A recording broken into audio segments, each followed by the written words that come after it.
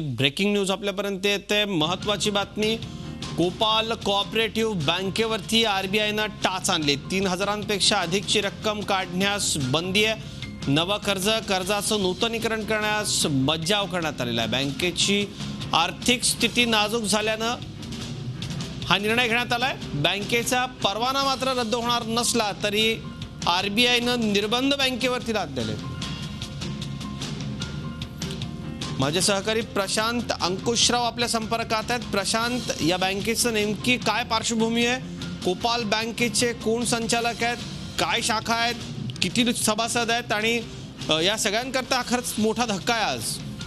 नक्कीच अजित, मोठा धक्काचा आहे, कारण की कपोल बँक ही घाटकोपर मध्ये सुद्धा आहे, घाटकोपर ईस्टला सुद्धा आहे, त्याच्या शाखा अशा बऱ्याच ठिकाणी आहेत आणि कपोल बँकेचे हे सहकारी बँक आहे, त्यामुळे अनेक त्याचे सभासद आहेत आणि अचानकपणे त्यांना 6 महिन्यातून फक्त 3 वेळा 3000 रुपये काढायला मिळणार आहेत। असं एकदम अचानक असा धक्कादायक त्यांना मिळाला। बँकेच्या बाहेर नोटीस लावलेली आहे। क्रेडिट ज्यांच्याकडे चालू अकाउंट आहे, ज्यांच्याकडे सेव्हिंग अकाउंट आहे, त्या सर्वांचे यामुळे हातोनात हाल झालेले आहेत। त्यामुळे जे नागरिक आहेत ते सरकारला कुठेतरी कोसत आहेत, पण ही बँक घोटाळा कसा झाला आहे, काय झालं यावर अजून पूर्ण क्लिअर चित्र निर्माण झालेलं नाहीये।